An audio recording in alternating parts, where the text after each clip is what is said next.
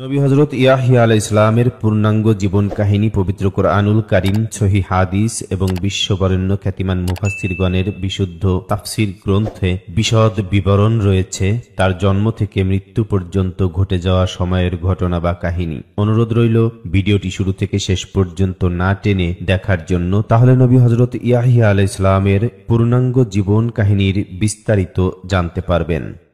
নবী হযরত ইয়াহইয়া আলাইহিস সালামের সংক্ষিপ্ত পরিচিতি। হযরত ইয়াহইয়া আলাইহিস সালাম পবিত্র কোরআনে নাম উল্লেখিত বিশিষ্ট নবী রাসূলগণের মধ্যে অন্যতম।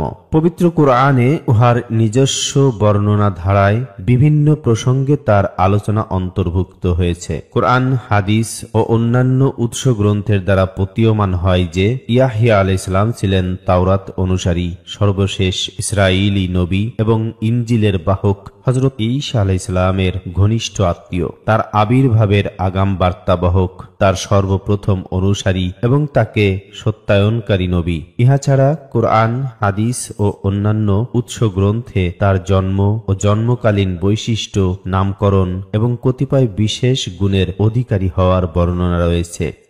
পবিত্র কোরআনুল কারীমে হযরত ইয়াহইয়া আলাইহিস সালাম, পবিত্র কোরআনের 4টি সূরায় হযরত ইয়াহইয়া আলাইহিস সালামের উল্লেখ রয়েছে। সূরা আল ইমরানের 37 থেকে 41 নম্বর আয়াত, সূরা আনআমের 85 নম্বর আয়াত, সূরা মারিয়ামের 1 থেকে 15 নম্বর আয়াত এবং সূরা আম্বিয়ার 89 থেকে 90 নম্বর আয়াতে তার জন্ম, নামকরণ প্রসঙ্গ এবং অন্যান্য বৈশিষ্ট্যের বর্ণনা রয়েছে।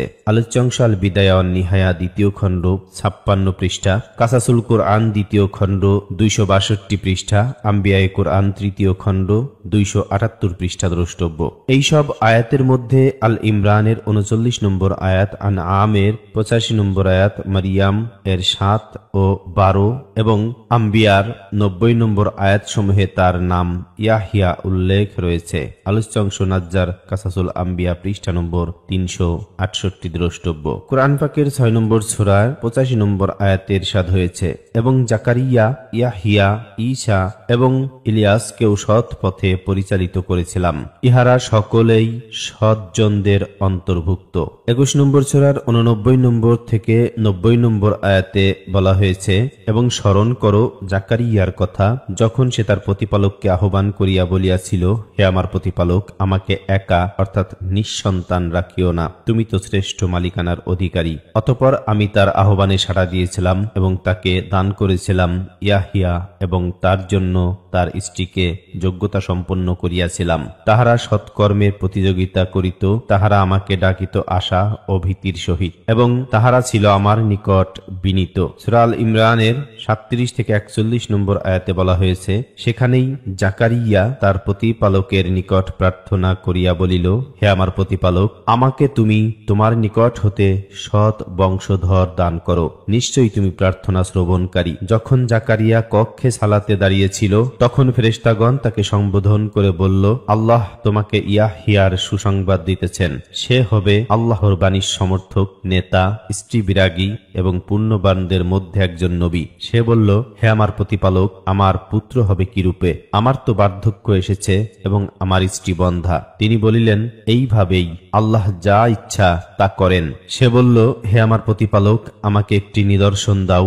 তিনি বললেন, তোমার নিদর্শন এই যে 3 দিন তুমি ইঙ্গিত ব্যতীত কথা বলিতে পারিবে না, আর তোমার প্রতিপালককে অধিক স্মরণ করিবে এবং সন্ধ্যায় ও প্রভাতে তার পবিত্রতা ও মহিমা ঘোষণা করিবে। 19 নম্বর সূরার 2 থেকে 15 নম্বর আয়াতে বলা হয়েছে, ইহা তোমার প্রতিপালকের অনুগ্রহের বিবরণ তার বান্দা জাকারিয়ার প্রতি, যখন সে তার প্রতিপালককে আহ্বান করিয়াছিল নিভৃতে। সে বলিয়াছিল, হে আমার রব, আমার অস্থি দুর্বল হয়েছে, বার্ধক্য আমার মস্তক শুভ্রোজ্জ্বল হয়েছে। হে আমার প্রতিপালক, তোমাকে আহ্বান করিয়া আমি কখনো ব্যর্থকাম হই নাই। আমি আশঙ্কা করি আমার পর স্বগোত্রীয়দের সম্পর্কে আর আমার স্ত্রী বন্ধা। সুতরাং তুমি তোমার নিকট হতে আমাকে দান করো উত্তরাধিকারী, যে আমার উত্তরাধিকারিত্ব করিবে এবং উত্তরাধিকারিত্ব করিবে ইয়াকুবের বংশের, এবং হে আমার প্রতিপালক, তাহাকেও করিও সন্তোষভাজন। তিনি বলিলেন, হে জাকারিয়া, আমি তোমাকে এক পুত্রের সুসংবাদ দিতেছি, তার নাম হবে ইয়াহইয়া। এই নামে পূর্বে আমি কাহারও নামকরণ মৃত্যুবরণ করি নাই। সে বলিল, হে আমার প্রতিপালক, কেমন করিয়া আমার পুত্র হইবে যখন আমার স্ত্রী বন্ধা ও আমি বার্ধক্যের শেষ সীমানায় উপনীত? তিনি বলিলেন, এই রূপেই হইবে। তোমার প্রতিপালক বলিলেন, ইহা আমার জন্য সহজ সাধ্য। আমি তো পূর্বে তোমাকে সৃষ্টি করিয়াছি যখন তুমি কিছুই ছিলে না। জাকারিয়া বলিল, হে আমার প্রতিপালক, আমাকে একটি নিদর্শন দাও। তিনি বলিলেন, তোমার নিদর্শন এই যে তুমি সুস্থ থাকা সত্ত্বেও কাহারও সহিত 3 দিন বাক্যালাপ করিবে না। অতঃপর সে কক্ষ হতে বাহির হয়ে তার সম্প্রদায়ের নিকট আসিল এবং ইঙ্গিতে তাহাদিগকে সকাল সন্ধ্যা আল্লাহর পবিত্রতা ও মহিমা ঘোষণা করিতে বলিল। হে ইয়াহিয়া, এই কিতাব দৃঢ়তার সহিত গ্রহণ করো। আমি তাহাকে শৈশবেই দান করিয়াছিলাম জ্ঞান এবং আমার নিকট হতে হৃদয়ের কোমলতা ও পবিত্রতা। সে ছিল মুত্তাকি, পিতা মাতার অনুগত এবং সে ছিল না উদ্ধত ও অবাধ্য। তার প্রতি শান্তি যেদিন সে জন্ম লাভ করে, যেদিন তার মৃত্যু হবে এবং যেদিন সে জীবিত অবস্থায় উত্থিত হবে। বাইবেলে হযরত ইয়াহিয়া আলাইহিস সালামের জন্ম ও নামের বৈশিষ্ট্য সহ তার কার্যাবলীর যথেষ্ট বিবরণ পাওয়া যায়। এই সকল বিবরণ রয়েছে যিশাইয় পুস্তকের 40 নম্বর অধ্যায়ে ও মালাখী পুস্তকের 3 ও 4 অধ্যায়ে, মথি পুস্তকে লিখিত 3, 11, 14, 16, 17 ও 21 অধ্যায়ে, মার্ক লিখিত পুস্তকের 1, 6, 8, 9 ও 11 অধ্যায়ে, লুক লিখিত পুস্তকের 1, 3, 5, 7, 9 ও 11 অধ্যায়ে এবং যোহন লিখিত পুস্তকের 1, 3, 4 ও 5 অধ্যায় সমূহে। আলোচ্যাংশ দ্রষ্টব্য জামিল আহমদ আম্বিয়াই কোরআন 3য় খণ্ড 278 পৃষ্ঠা। হযরত ইয়াহিয়া আলাইহিস সালামের জন্ম। হযরত ঈসা আলাইহিস সালামের আগমনের পূর্বে তার সম্পর্কে ঘোষণাকারী হিসাবে হযরত ইয়াহিয়া আলাইহিস সালাম আগমন করেন। পবিত্র কোরআনেও বলা হয়েছে 3 নম্বর সূরার 39 নম্বর আয়াতে, আল্লাহ তোমাকে সুসংবাদ দিতেছেন ইয়াহিয়ার, যে আল্লাহর কালামের সত্যায়নকারী হবে। এখানে লক্ষণীয় যে আল্লাহর বিশেষ কুদরতে সৃষ্টি হওয়ার কারণে পবিত্র কোরআনে হযরত ঈসা আলাইহিস সালামকে আল্লাহর কালেমা অভিধায় ভূষিত করা হয়েছে। হযরত ইয়াহিয়া আলাইহিস সালাম ছিলেন পিতা হযরত জাকারিয়া আলাইহিস সালামের দোয়ার ফল এবং তার জন্মের ঘটনাটি ইতিহাসের অন্যতম বিরল ঘটনা। সম্ভবত এই কারণে পবিত্র কোরআনে জাকারিয়া ও ইয়াহিয়া আলাইহিস সালামের ঘটনা সংযুক্ত রূপে ও অভিন্ন আয়াত সমূহে বিবৃত হয়েছে এবং ইয়াহিয়া আলাইহিস সালামের জন্মের ঘটনা বিশেষ গুরুত্ব সহকারে বর্ণিত হয়েছে। জাকারিয়া আলাইহিস সালাম ছিলেন মূসা আলাইহিস সালামের তাওরাতের অনুসারী এবং বনি ইসরাঈলের দায়িত্বপ্রাপ্ত অন্যতম নবী। তার স্ত্রী ছিলেন বন্ধা এবং বার্ধক্যের সীমায় উপনীত হওয়া পর্যন্ত তাদের কোনো সন্তান জন্মে নাই। তবে নবী হিসাবে জাকারিয়া আলাইহিস সালাম আল্লাহর ফয়সালায় পূর্ণ তুষ্ট ছিলেন এবং সন্তান কাম্য বিষয় হওয়া সত্ত্বেও নিঃসন্তান থাকবার কারণে তার মনে কোনো ক্ষোভ বা দুঃখ ছিল না। কিন্তু তিনি লক্ষ্য করলেন যে সমকালীন বনি ইসরাঈলের প্রায় সকলেই অপরাধ প্রবণ ও দুষ্টুমি স্বভাবে পরিণত হয়েছিল। তার নিজের কোনো সন্তান নাই এবং ঘনিষ্ঠ আত্মীয় স্বজনের মধ্যেও এমন কেউ নাই যার প্রতি তার উত্তরসূরি রূপে বনি ইসরাঈলকে দিনের পথে সুষ্ঠুভাবে পরিচালিত রাখবার ব্যাপারে নির্ভর করা যেত। সুতরাং তার অবর্তমানে বনি ইসরাঈলের পথ হারা হওয়ার এবং আল্লাহর দিন ও তার সন্তুষ্টির পথ হতে সরে যাওয়ার আশঙ্কায় শঙ্কিত হওয়ার কারণে তার অন্তরে যোগ্য উত্তরসূরির চাহিদা সৃষ্টি হলো। ইতিমধ্যে অপর একটি বিস্ময়কর ঘটনা এবং তার এই চাহিদাকে আরো প্রবল করে তুলল তা এই যে জাকারিয়া আলাইহিস সালাম এর সমকালীন ও তার আত্মীয়া এবং বাইতুল মুকাদ্দাসের যাজক সম্প্রদায়ের নেতা ইমরান ইবনে নাসি দীর্ঘকাল নিঃসন্তান থাকবার পর তার পুণ্যবতী স্ত্রী মানতের সূত্রে সন্তান লাভ করেছিলেন। মাসান পরিবারের সমকালীন বনি ইসরাঈলের ধর্মীয়, রাষ্ট্রীয় ও সামাজিক নেতৃত্বে অধিষ্ঠিত ছিল এবং জাকারিয়া আলাইহিস সালাম ও ইমরান উভয়েই সুলাইমান ইবনে দাউদ আলাইহিস সালামের অধনস্থ পুরুষ ছিলেন। এক আবেগঘন মুহূর্তে ইমরান এর পূর্ণবতী স্ত্রী হান্না বিনতে জাকুদ আল্লাহ তাআলার নিকট সন্তান প্রার্থনা করলেন এবং দোয়া কবুল হওয়ার ফলস্বরূপ গর্ভবতী হলে গর্ভস্থ সন্তান হাইকাল অর্থাৎ বাইতুল মুকাদ্দাসের খিদমতের জন্য মুক্ত রাখবার মানত করলেন। যথাসময়ে ইমরানের স্ত্রী তার কাঙ্ক্ষিত পুত্র সন্তানের পরিবর্তে কন্যা সন্তান প্রসব করলেন এবং তার নাম রাখা হলো মারিয়াম। এই মারিয়ামই হলেন আল্লাহ তাআলার বিশিষ্ট পয়গম্বর ও রাসূল হযরত ঈস আলাইহিস সালামের মাতা। লটারির মাধ্যমে এই সন্তানের লালন পালন ও তত্ত্বাবধানের দায়িত্ব দেওয়া হয় হযরত জাকারিয়া আলাইহিস সালামকে। প্রথমে মারিয়াম খালার নিকট লালিত পালিত হলেন এবং এক সময় জাকারিয়া আলাইহিস সালাম তার জন্য মসজিদের একটি স্বতন্ত্র সুরক্ষিত কক্ষ নির্মাণ করে সেখানে তার অবস্থানের ব্যবস্থা করলেন। হযরত জাকারিয়া আলাইহিস সালাম নিয়মিত তার দেখাশোনা করতেন ও প্রয়োজনীয় খাদ্য পানীয় প্রভৃতি পৌঁছে দিতেন। কিন্তু জাকারিয়া আলাইহিস সালাম মারিয়ামের এই রুদ্ধদ্বার কক্ষে অমৌসুমী ফল ফলাদি উপস্থিতি দেখে বিস্ময়াভিভূত হলেন এবং এ বিষয়ে মারিয়ামকে জিজ্ঞাসা করলেন। অতঃপর মারিয়াম জবাব দিলেন, যা এসেছে 3 নম্বর সূরার 37 নম্বর আয়াতে। বলা হয়েছে, উহা আল্লাহর নিকট হতে আল্লাহ যাকে ইচ্ছা বেহিসাবি রিজিক দান করেন। তখন রব্বুল আলামিনের দরবারে সন্তান লাভের জন্য দোয়া করলেন। পবিত্র কোরআনের বর্ণনায় জাকারিয়া তার প্রতিপালকের নিকট দোয়া করিল।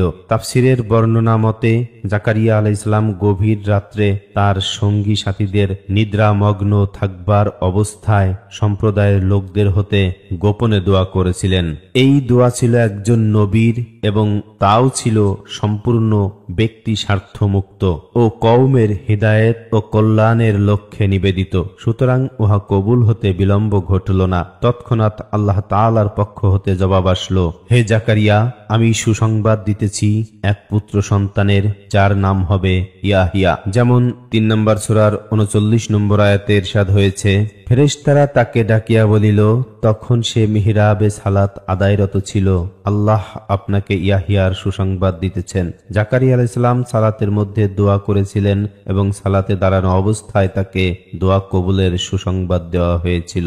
সন্তানের সুসংবাদে হযরত জাকারিয়া আলাইহিস সালাম একদিকে আনন্দতিশয্যে ও অপরদিকে প্রচন্ড বিস্ময়ে অভিভূত হলেন এবং সুসংবাদটি ফেরেশতার মাধ্যমে প্রাপ্ত হলেও তিনি সরাসরি প্রতিপালকের নিকট বিস্ময় প্রকাশ করলেন। তিনি বলেছিলেন, হে আমার প্রতিপালক, কেমন করিয়া আমার পুত্র হইবে, অথচ বার্ধক্য আমাকে পেয়ে বসেছে এবং আমার স্ত্রীও বন্ধা। হে আমার প্রতিপালক, কেমন করিয়া আমার সন্তান হবে, অথচ আমার স্ত্রী বন্ধা এবং অপরদিকে আমি পৌঁছেছি বার্ধক্যের শেষ প্রান্তে। ঐতিহাসিক বর্ণনা মতে এই সময় জাকারিয়া আলাইহিস সালামের বয়স হয়েছিল 60 অথবা 70 অথবা 75 অথবা 77 অথবা 88 অথবা 90 অথবা 92 অথবা 98 99 অথবা 120 বৎসর।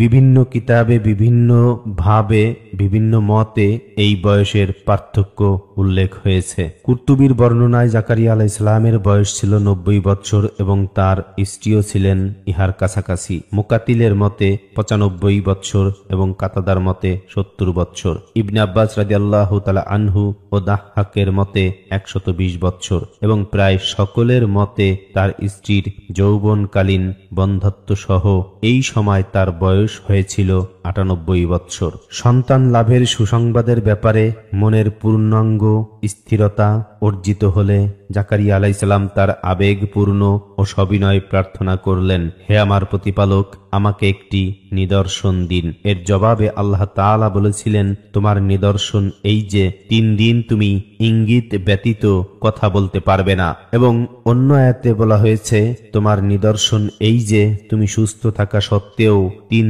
দিন কাহারও সহিত বাক্যালাপ করবে না। জিকির, ইবাদত ও তাসবিহ ব্যতীত কারো সহিত কোনো কথা বলতে পারবে না। কারো সাথে কথা বলতে না পারা তার জন্য সর্বক্ষণ আল্লাহর জিকির ও প্রশংসায় লেগে থাকবার সুযোগ সৃষ্টি করেছিল এবং অধিক হারে শুকরিয়া করবার সুযোগ লাভ। আয়াতের পরবর্তী অংশেও ইহার প্রতি ইঙ্গিত রয়েছে। বলা হয়েছে, আর তোমার প্রতিপালককে অধিক স্মরণ করবে এবং সন্ধ্যায় ও প্রভাতে তার পবিত্রতা ও মহিমা ঘোষণা করবে। অতঃপর আল্লাহ তাআলার হুকুমে জাকারিয়া আলাইহিস সালাম এর স্ত্রী গর্ভবতী হলেন এবং ইয়াহিয়া আলাইহিস সালাম মাতৃগর্ভে আগমন করলে আল্লাহ তাআলার ঘোষিত আলামত অনুসারে জাকারিয়া আলাইহিস সালাম স্বাভাবিক বাক্যালাপে বাকরুদ্ধ হলেন। এ প্রসঙ্গে কুরআনুল কারীমের 19 নম্বর সূরার 11 নম্বর আয়াতে বলা হয়েছে, তখন জাকারিয়া আলাইহিস সালাম কক্ষ হতে বাহির হয়ে তার সম্প্রদায়ের নিকট আসলো এবং ইঙ্গিতে তাদিগকে সকাল সন্ধ্যায় আল্লাহর পবিত্রতা ও মহিমা ঘোষণা করতে বলল। পরবর্তী পর্যায়ে যথাসময়ে ইয়াহিয়া আলাইহিস সালাম জন্মগ্রহণ করলেন এবং আল্লাহর ওয়াদা ও সুসংবাদ বাস্তবায়িত হলো।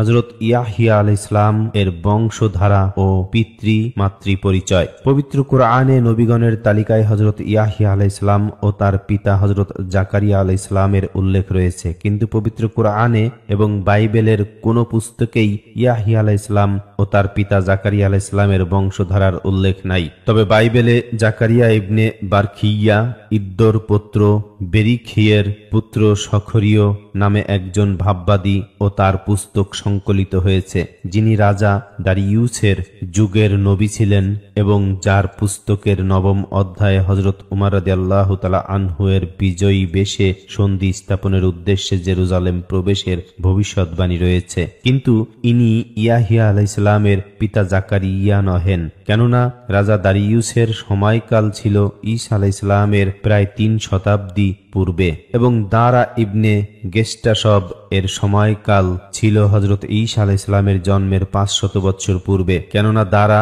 রাজা মনোনীত হয়েছিল কায়কোবাদ ইবনে কায়খসরুর মৃত্যুর পরে খ্রিস্টপূর্ব 512 সনে। অথচ পবিত্র কোরআনে উল্লেখিত জাকারিয়া আলাইহিস সালাম ছিলেন ঈসা আলাইহিস সালাম এর মাতা মারিয়ামের অভিভাবক ও তার প্রায় সমসাময়িক, এবং জাকারিয়া আলাইহিস সালাম তদীয় পুত্র ইয়াহিয়া আলাইহিস সালাম এবং ঈসা আলাইহিস সালামের মধ্যবর্তী সময়ে অন্য কোন নবীর আগমন ঘটে নাই। তবে এতটুকু বোঝা যায় যে হযরত ইয়াহিয়া আলাইহিস সালামের পিতা জাকারিয়া আলাইহিস সালাম ইয়াহুদীদের দৃষ্টিতে হাইকাল বা বাইতুল মুকাদ্দাস এর বিশিষ্ট খাদিম ও যাজক ছিলেন। এই হিসাবে তিনি লেবি অর্থাৎ ইবনে ইয়াকুব এর বংশধর হবেন। ইহুদিরা ইয়াহিয়া আলাইহিস সালামকে অস্বীকার করে এবং খ্রিস্টানরা তাকে ঈসা আলাইহিস সালাম এর ঘোষক বা বার্তাবাহক সাব্যস্ত করে এবং তার পিতা জাকারিয়া আলাইহিস সালামকে কাহিন অর্থাৎ ধর্মীয় অনুষ্ঠানাদির নেতা বা যাজক মনে করে। বাইবেলে লুক পুস্তকে জাকারিয়া আলাইহিস সালামকে কাহিন বলা হয়েছে। জিহুদিয়ার রাজা হেরোদের সময়ে অবিয়ের পালার মধ্যে সখরীয় নামে একজন যাজক ছিলেন, তার স্ত্রী হারন বংশীয়, তার নাম ইলিসাবেত। তারা দুজনই সদাপ্রভুর সাক্ষাতে ধার্মিক ছিলেন, প্রভুর সমস্ত আশা ও বিধি অনুসারে নির্দোষ রূপে চলতেন। তাদের সন্তান ছিল না, কেননা ইলিসাবেত বন্ধ্যা ছিলেন এবং দুজনেরই অধিক বয়স হয়েছিল। তবে বারনাবাসের বাইবেলে তার নবী হওয়ার কথা স্পষ্ট ভাষায় বিবৃত হয়েছে। ঈসা আলাইহিস সালাম ইয়াহুদী দিগকে লক্ষ্য করে বললেন, সেই সময় নিকটবর্তী যখন তোমাদিগের উপরে নবীগণের রক্তের দায় ও উহার অভিসম্পাত আগত হবে, জাকারিয়া ইবনে বারখিয়া পর্যন্ত যা দিগকে তোমরা হত্যা করিয়াছ। হযরত ইয়াহিয়া আলাইহিস সালামের পিতামহ অর্থাৎ জাকারিয়া আলাইহিস সালামের পিতার নামে ব্যাপারে ঐতিহাসিকগণের বিভিন্ন উক্তি রয়েছে। ইবনে আসাকির তার প্রসিদ্ধ ইতিহাস গ্রন্থ আল হাফিল এ সেই সকল উক্তি উল্লেখ করেছেন এবং হাফিজ ইবনে হাজার ফাতহুল বারিতে এবং আল্লামা ইবনে কাসির তার তাফসির ও তারিখ আল বিদায়া গ্রন্থে উহা উদ্ধৃত করেছেন। তাদের বর্ণনা মতে ইয়াহিয়া আলাইহিস সালামের বংশধারা এইরূপ: ইয়াহিয়া ইবনে জাকারিয়া ইবনে উদন ইবনে আবি ইবনে বারখিয়া ইবনে মুসলিম ইবনে সাদুক ইবনে হাসবান ইবনে দাউদ ইবনে মুসলিম ইবনে সুদাইকা ইবনে বারখিয়া ইবনে বালআতা ইবনে নাহুর ইবনে শালুম ইবনে বাহফাসাত ইবনে ইয়ামিন ইবনে রাহবয়াম ইবনে সুলাইমান ইবনে দাউদ আলাইহিস সালাম। তারিখ কিতাবে ইবনে কাসির এবং সাধারণভাবে ঐতিহাসিকগণ ইয়াহিয়া ইবনে জাকারিয়া ইবনে বারখিয়া বলেছেন। মাসউদি তার মরুজুজ জাহাব গ্রন্থে বলেছেন, জাকারিয়া ইবনে আদাকু ইয়াহুদার গোষ্ঠীভুক্ত দাউদ আলাইহিস সালামের বংশধর। ইবনে কুতাইবা তার আল মাআরিফে লিখেছেন, জাকারিয়া ইবনে আজান বা উজন ইয়াহুদা গোষ্ঠীভুক্ত দাউদ আলাইহিস সালামের বংশধর ছিলেন। ইয়াহিয়া এর মাতা ঈসা মারিয়াম বিনতে ইমরানের ভগ্নী ছিলেন অথবা মারিয়ামের খালা অর্থাৎ তার মাতা হান্না বিনতে ফাকুজের ভগ্নী ছিলেন। ইহাতে ঐতিহাসিকদের ভিন্ন মত রয়েছে। সোহাইলি বলেছেন, জাকারিয়া আলাইহিস সালাম এর স্ত্রী ঈসা বিনতে ফাকুজ হলেন মারিয়ামের মাতা হান্না বিনতে ফাকুজের ভগ্নী। এই বক্তব্য তাবারির। উতবি বলেছেন জাকারিয়া আলাইহিস সালামের স্ত্রী হলেন ঈসা বিনতে ইমরান। এই বক্তব্য অনুসারে ইয়াহিয়া আলাইহিস সালাম প্রত্যক্ষ রূপে ঈসা আলাইহিস সালাম এর খালাতো ভাই হবেন। ইয়াহিয়া আলাইহিস সালামের পিতা জাকারিয়া আলাইহিস সালাম নবীগণের জীবনধারা অনুসারে কায়িক শ্রমে উপার্জন দ্বারা জীবিকা নির্বাহ করতেন। আবু হুরায়রা রাদিয়াল্লাহু তাআলা আনহু হতে বর্ণিত, রাসূলুল্লাহ সাল্লাল্লাহু আলাইহি ওয়াসাল্লাম বলেছেন, জাকারিয়া আলাইহিস সালাম ছিলেন একজন সূত্রধর বা কাঠ মিস্ত্রি। ইয়াহিয়া আলাইহিস সালামের দৈহিক গঠন। আল্লাহ প্রদত্ত সুসংবাদ অনুযায়ী জাকারিয়া আলাইহিস সালাম এর উত্তরসূরি রূপে ইয়াহিয়া আলাইহিস সালাম জন্ম লাভ করলেন। তার জন্ম হলে তার পিতা তাকে দেখতে পেলেন এক সুশ্রী শিশু, হালকা কেশ, ছোট আকৃতির আঙ্গুল বিশিষ্ট, ভ্রুদয় সংযুক্ত ও ক্ষীণ স্বর বিশিষ্ট রূপে এবং শৈশব হতেই আল্লাহর ইবাদতে সক্ষম রূপে। বাইবেলে তার জন্ম বৃত্তান্ত বিস্তারিত উল্লেখ রয়েছে। হযরত ইয়াহিয়া আলাইহিস সালামের নামকরণ ও নামের বৈশিষ্ট্য। হযরত ইয়াহিয়া আলাইহিস সালামের নামের বিশেষ বৈশিষ্ট্য রয়েছে। উহা এই যে এই নামটি স্বয়ং আল্লাহ তাআলার পক্ষ হতে নির্ধারিত হয়েছিল এবং তার জন্মের পূর্বেই উহা ঘোষিত হয়েছিল। তদুপরি ইহা ছিল এমন একটি নতুন ও বিরল নাম যা ইতিপূর্বে বনু ইসরাইল তথা পৃথিবীর কোথাও কাহারও জন্য রাখা হয় নাই। এই বিষয়ে পবিত্র কোরআনে বর্ণিত হয়েছে, হে জাকারিয়া, আমি তোমাকে এমন একটি সন্তানের সুসংবাদ দিতেছি যার নাম হবে ইয়াহিয়া। এই নামে পূর্বে আমি কাহারও নামকরণ করি নাই। এইরূপ নামকরণের কারণ ও নামের ব্যাখ্যা মুফাসসিরগণ বলেছেন, বিরল নাম ব্যক্তির বৈশিষ্ট্য ও মর্যাদা প্রকাশ করে। জন্মের পূর্বেই নাম নির্ধারণ দ্বারা ওয়াদার নিশ্চয়তা প্রদান করা হয়েছে এবং তাকে মহিমান্বিত করা হয়েছে। ইবনে আব্বাস, কাতাদা প্রমুখের বর্ণনা মতে বিরল ও বিশেষ ধরনের নামকরণ তার অধিক মর্যাদা ও মাহাত্ম্যেরই পরিচয়। জামাখশারি বলেছেন, ইহা প্রমাণ করে যে বিরল নামকরণ উহা বৈশিষ্ট্যমণ্ডিত হওয়ার ইঙ্গিত বহ এবং আরবরাও এইরূপ অভিনব নাম রাখাকে প্রশংসনীয় মনে করত। মুফাসসিরদের মতে ইয়াহিয়া অ-আরবি, কেননা বনু ইসরাইলের মধ্যে আরবি নামকরণের ব্যাপক প্রচলন ছিল না। পক্ষান্তরে কেহ কেহ বলেছেন আরবি ক্রিয়া ইয়াহিয়া নাম বিশেষ্য রূপে ব্যবহার করা হয়েছে এবং আরবি হওয়ায় উহা বিরল হওয়ার অন্যতম কারণ। আরবি ক্রিয়াটির অর্থ বেঁচে থাকবে, অর্থাৎ যেন জাকারিয়া আলাইহিস সালামের উত্তরাধিকারী হওয়ার বয়স পর্যন্ত সন্তানটি বেঁচে থাকবার ইঙ্গিত করা হয়েছে। বাইবেলে তার নাম ইউহান্না জোহন বলা হয়েছে। এমনও হতে পারে যে হিব্রু ইউহান্না ও আরবি ইয়াহিয়া সমর্থবোধক, অথবা হিব্রু ভাষার ইউহান্না আরবিতে ইয়াহিয়া উচ্চারণ পরিগ্রহ করা হয়েছে। এইরূপ নামকরণের কারণ এই যে আল্লাহ তাআলা তাকে ঈমান ও নবুয়ত দ্বারা জীবন্ত করেছিলেন, অথবা তার হৃদয়কে ঈমান ও আল্লাহর আনুগত্য দ্বারা জীবন্ত করেছিলেন। সুতরাং তিনি কখনো কোনো পাপে লিপ্ত হয় নাই, এমনকি কোনো পাপের ইচ্ছাও করেন নাই। কেহ কেহ বলেছেন আল্লাহ তাআলা তার মাধ্যমে মানব হৃদয়গুলি হিদায়াতের দ্বারা জীবন্ত করিয়াছিলেন। কাহারো মতে তিনি প্রজ্ঞা ও পবিত্রতা দ্বারা জীবন্ত হয়েছিলেন, অথবা মানব জাতিকে হিদায়াত ও সঠিক পথের দিশাদানের মাধ্যমে তিনি জীবন্ত হয়েছিলেন। ইবনে আব্বাস রাদিয়াল্লাহু তাআলা আনহু হতে বর্ণিত মতে তার দ্বারা তার মাতার বন্ধ্যাত্ব অবসান ঘটানো হয়েছে, তার গর্ভকে জীবন্ত করা হয়েছিল। মুকাতিলের মতে আল্লাহর নাম হাইয়ুন হতে নামটি গৃহীত হয়েছে। কেহ কেহ তার শাহাদাত মর্যাদা লাভের দ্বারা জীবন্ত হওয়ার কথা বলেছেন। হযরত ইয়াহিয়া আলাইহিস সালাম এর খতনা ও আকিকা অনুষ্ঠান। বাইবেলের বর্ণনা মতে বোঝা যায় যে ইয়াহুদি সমাজে শিশুর জন্মের ৮ম দিনে তার খতনা ও নামকরণ অনুষ্ঠান উদযাপিত হওয়ার নিয়মটি প্রচলিত ছিল। হযরত ঈসা আলাইহিস সালামের ক্ষেত্রেও এই নিয়মের উল্লেখ পাওয়া যায়। হযরত ইয়াহিয়া আলাইহিস সালামের ক্ষেত্রেও প্রচলিত নিয়ম অনুসারে জাকারিয়া আলাইহিস সালামের প্রতিবেশী, আত্মীয় স্বজন ও ভক্ত অনুরক্তগণ শিশুর জন্মের ৮ম দিনে সমবেত হয়ে খতনা ও নামকরণ অনুষ্ঠান উদযাপন করে।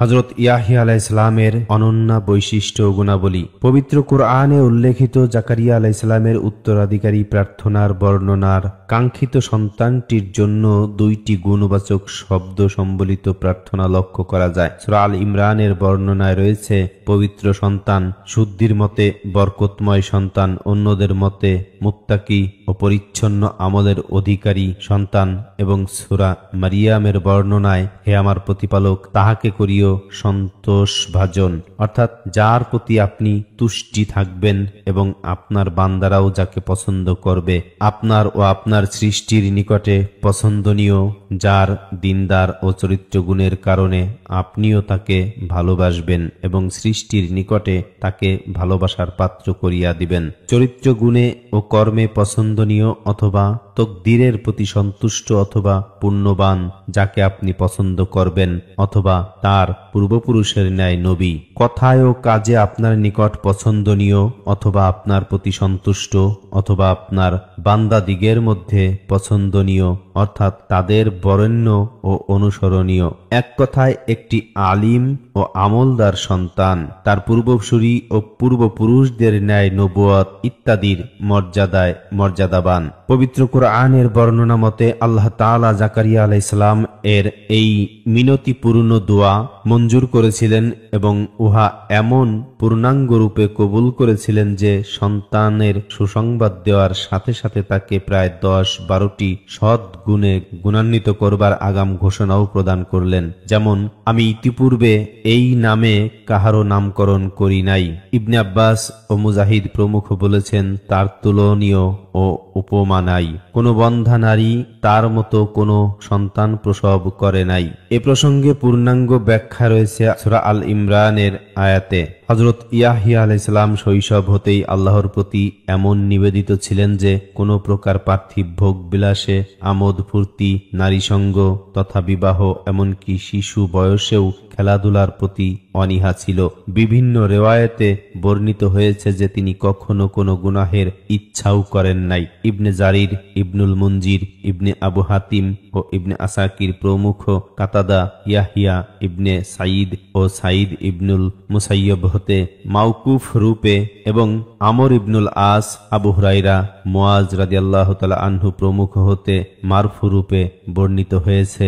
নবী সাল্লাল্লাহু আলাইহি ওয়াসাল্লাম বলেছেন, প্রত্যেক আদম সন্তান আল্লাহ সমীপে উপস্থিত হবে এই অবস্থায় যে সে কোনো না কোনো গুনাহ করিয়াছে। ইচ্ছা করলে তিনি তাকে আযাব দেবেন অথবা দয়া করবেন। কিন্তু ইয়াহিয়া ইবনে জাকারিয়া ব্যতিক্রম, কেননা আল্লাহ তাআলা বলেছেন নেতা ও স্ত্রী বিরাগী। ইবনে আব্বাস রাদিয়াল্লাহু তাআলা আনহু প্রমুখের বরাতে কেহ কেহ ইয়াহিয়া আলাইহিস সালাম এর বীর্য শূন্য অথবা বীর্যপাতে অক্ষম অথবা পুরুষত্ব রহিত ও সহবাসে অক্ষম হওয়ার কথা বলেছেন। বিশেষজ্ঞ মুফাসসিরগণ কঠোর ভাষায় উহা খণ্ডন করে বলেছেন যে আল্লাহ তাআলা ইয়াহিয়া আলাইহিস সালাম এর প্রশংসাসূচক গুণ রূপে উল্লেখ করেছেন, আর পুরুষত্বহীনতা ইত্যাদি পুরুষের জন্য দূষণীয়, ইহা গুণবাচক নয়। আল্লামা শিউহারুবি লিখেছেন, আমাদের মতে এই সকল অর্থ অভিন্ন মৌলিক বিষয়ের বিভিন্ন ব্যাখ্যা, কেননা যে সকল বিষয় হতে বিরত থাকা বা উহাতে সংযম অবলম্বন করা আল্লাহ তাআলার বিধানে অপরিহার্য, উহা হতে বিরত ব্যক্তিকেই হাসুর বলা হয়। যেহেতু ইয়াহিয়া আলাইহিস সালাম এর মধ্যে উল্লেখিত বিষয়াদি সামগ্রিক রূপে বিদ্যমান ছিল, সুতরাং তা তার জন্য পূর্ণরূপে প্রযোজ্য ছিল। উল্লেখ্য যে হযরত ইয়াহিয়া আলাইহিস সালামের অনীহা শুধু বিবাহ বা নারী সঙ্গ লাভেই ছিল না, বরং উত্তম পানাহার, উত্তম পোশাক পরিচ্ছদ, বাসস্থান, আরামায়েশ, এই সবের কোনো কিছুর প্রতি তার কোনো আকর্ষণ ছিল না। মোট কথা, অবিবাহিত রূপে ও পার্থিব ভোগ বিলাস ও মোহমুক্ত জীবন যাপন ইয়াহিয়া আলাইহিস সালামের বিশেষ বৈশিষ্ট্য ছিল। আবু উমামা রাদিয়াল্লাহু তাআলা আনহু এর সূত্রে তাবারানী বর্ণিত একটি হাদিসে এই বিষয় ইঙ্গিত পাওয়া যায়। রাসূলুল্লাহ সাল্লাল্লাহু আলাইহি ওয়াসাল্লাম বলেছেন, 4 ব্যক্তিকে দুনিয়া ও আখিরাতে অভিসম্পদ দেওয়া হয়েছে এবং ফেরেশতাগণ ইহাতে আমিন বলেছেন। কোন পুরুষ যাকে আল্লাহ তাআলা পুরুষ বানিয়েছেন অতঃপর সে নিজেকে নারী বানায় এবং নারীদের সাদৃশ্য গ্রহণ করে, কোন নারী যাকে আল্লাহ তাআলা নারী বানিয়েছেন অতঃপর সে নিজেকে পুরুষ বানায় এবং পুরুষের সাদৃশ্য গ্রহণ করে, যে ব্যক্তি অন্ধকে বিপথগামী করে এবং যে স্ত্রী বিরাগী অর্থাৎ হাসুর হয়। আল্লাহ তাআলা ইয়াহিয়া ইবনে জাকারিয়া আলাইহিস সালাম ব্যতীত কাহাকেও হাসুর করেন নাই। ইয়াহিয়া আলাইহিস সালাম এর পরবর্তী বৈশিষ্ট্য, তিনি নবী তালিকাভুক্ত ছিলেন, অর্থাৎ অন্যান্য গুণাবলীর সহিত তাকে পূর্বপুরুষের ধারায় এবং পিতার উত্তরাধিকারী সংক্রান্ত দোয়া কবুল করে তাকে নবুয়াতে মর্যাদায় ভূষিত করা হয়েছিল এবং তিনিই ছিলেন তাওরাত অনুসারী সর্বশেষ নবী। পরবর্তী বৈশিষ্ট্য, পুণ্যবানদের অন্তর্গত দ্বারা তাকে অনেকের মতে নবুয়াত সুলভ যোগ্যতা এবং নবী বংশধারার সদস্য ও মাসুম হওয়ার অর্থ। তবে অন্যরা বলেছেন যে এখানে নবী বলবার পরেও সালিহ গুণের উল্লেখ দ্বারা উদ্দেশ্য এই যে তিনি নবুয়াত পদমর্যাদার জন্য উপযোগী ও অপরিহার্য যোগ্যতা ও গুণাবলীর অধিক আরও চূড়ান্ত স্তরের যোগ্যতা গুণাবলীতে ভূষিত ছিলেন। যেরূপে সুলাইমান আলাইহিস সালাম নবী হওয়া সত্ত্বেও আমাকে আপনার রহমত দ্বারা আপনার পুণ্যবান সালিহ বান্দাদের অন্তর্ভুক্ত করুন বলেছিলেন। সূরা মারিয়ামে উল্লেখিত পরবর্তী বৈশিষ্ট্য হিকমত ও মহাজ্ঞান দান। শৈশবেই আমি তাহাকে হিকমত দান করিয়াছি। শৈশবে হিকমত দান দ্বারা কেহ কেহ সাধারণ নিয়মের ব্যতিক্রম রূপে শৈশবে 9 বৎসর বা 7 বৎসর বয়সে অথবা 3 বা 2 বৎসর বয়সেই তাকে নবুয়াত দেওয়া হয়েছিল বলে মত প্রকাশ করেছেন। কিন্তু মুহাক্কিক মুফাসসিরগণের মতে ইয়াহিয়া আলাইহিস সালামকে সাধারণ নিয়ম তথা 40 বৎসর নিয়মের ব্যতিক্রম করে 30 বৎসরের পূর্বে নবুয়াত প্রদানের কথা স্বীকৃত হলেও অতি শিশু বয়সে নবুয়াতের ন্যায় অত্যুচ্চ ও অতি গুরুত্বপূর্ণ দায়িত্ব প্রদান কোনো প্রমাণ দ্বারা প্রমাণিত নয়। তাদের মতে হিকমত দ্বারা ইলম, বুদ্ধিমত্তা, সাধনা, সাহসিকতা, যাবতীয় কল্যাণের প্রতি আকর্ষণ ও উহাতে যথাসাধ্য সাধনা করবার যোগ্যতা উদ্দেশ্য। কাতাদা বলেছেন 2 বা 3 বৎসর বয়সে সময় হযরত ইয়াহিয়া আলাইহিস সালামের মধ্যে এই যোগ্যতার উন্মেষ ঘটেছিল। মোট কথা, ভবিষ্যৎ তুলনামূলক কম বয়সে নবুয়াত প্রদানের ভূমিকা ও পূর্ব প্রস্তুতি রূপে তাকে শৈশবেই হিকমত ও তাওরাতের ইলম দান করা হয়েছিল। আব্দুল্লাহ ইবনে মুবারক সূত্রে মাআমার রাহমাহুল্লাহ হতে এবং ইবনে আব্বাস রাদিয়াল্লাহু তাআলা আনহু হতে বর্ণিত মারফু হাদিসে আছে, নবী সাল্লাল্লাহু আলাইহি ওয়াসাল্লাম এ প্রসঙ্গে বলেছেন, বালকরা বালক ইয়াহিয়াকে বলল, চলো আমরা খেলতে যাই। তিনি বললেন, খেলাধুলার জন্য আমাদিগকে বা আমাকে সৃষ্টি করা হয় নাই, বরং চলো আমরা সালাত আদায় করি। এই রূপে তার অনেকগুলি বৈশিষ্ট্য ও গুণাবলী উল্লেখ রয়েছে। তিনি ছিলেন হিকমত ও প্রজ্ঞাবান। তিনি ছিল দয়া, মমতা, হৃদয়ের কোমলতা, বরকতপূর্ণ, তিনি ছিলেন পবিত্র, মুত্তাকি, আল্লাহ ভীরু, পিতামাতার অনুগত। যেমন কুরআনুল কারীমের 19 নম্বর সূরার 15 নম্বর আয়াতে উল্লেখ হয়েছে, তার প্রতি সালাম তার জন্মদিনে, তার মৃত্যু দিবসে এবং যেদিন তাহাকে পুনরুত্থিত করা হবে। তাবারি বলেছেন, মানব শিশুর জন্মকালে শয়তান তাকে যে নির্যাতন করে উহা হতে ইয়াহিয়া আলাইহিস সালামের জন্য আল্লাহ তাআলা তার পক্ষ হতে নিরাপত্তা ঘোষণা দিলেন। তদ্রূপ মৃত্যুবরণ কালে পৃথিবী ত্যাগের কষ্ট ও কবরের আযাব হতে নিরাপত্তা এবং কিয়ামতে পুনরুত্থানকালে হাসর ময়দানের ভয়াবহতা ও জাহান্নামের আযাব হতে নিরাপত্তা ঘোষণা আল্লাহ তাআলা দিয়েছিলেন। ইবনে আতিয়া, সুফান ইবনে ওয়ায়না ও ইবনে কাসির বলেছেন, জন্ম, মৃত্যু ও কিয়ামতে পুনরুত্থান এই 3টি সময় মানুষের জন্য অত্যন্ত ভয়াবহ। এই ভয়াবহতা হতে আল্লাহ তাআলা ইয়াহিয়া আলাইহিস সালামকে নিরাপত্তা দান করেছেন। হযরত ইয়াহিয়া আলাইহিস সালামের বৈশিষ্ট্যময় জীবনধারা। পবিত্র কোরআনে বর্ণিত হাসুর গুণের প্রতিফলন স্বরূপ ইয়াহিয়া আলাইহিস সালাম আজীবন অন্ন, বস্ত্র ও বাসস্থানের ব্যাপারে দরবেশী জীবনযাপন করেছেন। শৈশব হতে তিনি ছিলেন গৃহহারা এবং তার অবস্থান ছিল জর্দান নদীর তীরবর্তী বনে জঙ্গলে। দিন প্রচারের কাজও তিনি বনে জঙ্গলে ও জর্দান নদীর তীরে করেছেন। নাজ্জার ও ইবনে কাসির প্রমুখ ইসরাইলি বর্ণনার বরাতে লিখেছেন, ইয়াহিয়া আলাইহিস সালাম একাকী ও মানব সমাজ হতে দূরে নির্জনে জীবনযাপন পছন্দ করতেন। তার জীবনের অধিকাংশ সময় কেটেছে প্রান্তরে ও বনে জঙ্গলে। তার খাদ্য ছিল ঘাস, গাছের পাতা এবং কারো মতে যবের রুটি ও নদীর পানি। তার পোশাক ছিল উটের পশমের তৈরি, তার কোনো বাসগৃহ ছিল না, সহায় সম্পদ ও কোনো দাস দাসী ছিল না। যেখানেই রাত্রি আগমন হতো সেখানেই রাত্রি যাপন করতেন। তার পরও তিনি নিজেকে বলতেন, ইয়াহিয়া, তোমার চাইতে সুখী জীবন আর কাহার আছে। বাইবেলে তার খাদ্য ও পোশাক সম্পর্কে বলা হয়েছে, যোহন উটের লোমের কাপড় পরতেন, তার কোটি দেশে চর্মটুকু বা বেল্ট ও তার খাদ্য পঙ্গপাল ও বনমধু ছিল। তার অবস্থান ক্ষেত্র সম্পর্কে বাইবেলে বর্ণনা এরকম, পরে বালকটি ইয়াহিয়া বাড়িয়া উঠতে এবং আত্মায় বলবান হতে লাগলো, আর সে যতদিন ইসরায়েলের নিকট প্রকাশিত না হলো ততদিন প্রান্তরে ছিল। হযরত ইয়াহিয়া আলাইহিস সালামের হৃদয়ের কোমলতা ও প্রচণ্ড আল্লাহ ভীরুতা ইবনে আসাকির ও হাব ইবনে মুনাব্বিহ হতে এবং ইবনুল মুবারক ও হায়ব ইবনুল ওয়ার্দ হতে বর্ণনা করেছেন, ইয়াহিয়া আলাইহিস সালাম অত্যন্ত কোমল প্রাণ ছিলেন এবং প্রচণ্ড আল্লাহ ভীতির কারণে সর্বদা ক্রন্দন করতেন। এমনকি কাঁদতে কাঁদতে তার গণ্ডদেশে অশ্রুরেখার দাগ বসে গিয়েছিল এবং তার মারি উন্মুক্ত হয়ে গিয়েছিল। একবার পিতা জাকারিয়া আলাইহিস সালাম তাকে খুঁজবার জন্য প্রান্তরে আসলেন এবং অনেক খোঁজাখুঁজির পর দেখলেন যে তিনি একটি কবর খনন করে উহার মধ্যে বসে কাঁদছেন। পিতা বললেন, প্রাণপ্রিয় পুত্র, আমরা তোমার অদর্শনে অস্থির, আর তুমি এইভাবে কেঁদে জীবন কাটাইতেছ। ইয়াহিয়া আলাইহিস সালাম বললেন, আব্বাজান, আপনিই তো আমাকে বলেছেন যে জান্নাত ও জাহান্নামের মধ্যবর্তী স্থান এমন একটি বিশাল মরু প্রান্তর রয়েছে যা আল্লাহর ভয়ে ক্রন্দনকারীদের চোখের অশ্রু ব্যতীত অতিক্রম করা যাবে না এবং জান্নাতে পৌঁছানো যাবে না। জাকারিয়া আলাইহিস সালাম বললেন, পুত্র, কাঁদো, এবং উভয়ে একসঙ্গে কাঁদতে লাগলেন। অন্য একটি বর্ণনাতে বলা হয়েছে, তার মাতা তার নিকট আসলেন এবং জাকারিয়া আলাইহিস সালাম ও বিদ্বানগণ তার খোঁজে বাহির হলেন। ইহার পরবর্তী সময়ে জাকারিয়া আলাইহিস সালাম পুত্র ইয়াহিয়া আলাইহিস সালাম এর উপস্থিত কালে ওয়াজ করলে জান্নাত জাহান্নামের আলোচনা করতেন।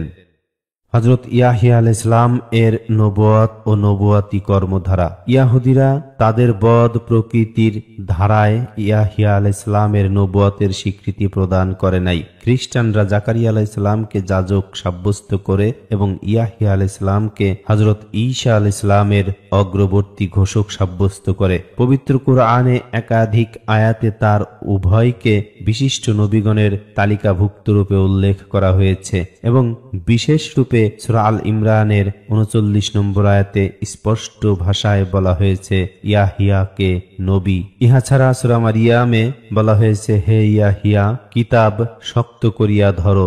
এর দ্বারাও তার নবী হওয়ার ইঙ্গিত পাওয়া যায়। যেমন উল্লেখিত ১৯ নম্বর সূরার ১২ নম্বর আয়াতে বলা হয়েছে, শৈশবেই আমি তাকে হিকমত দান করিয়াছি।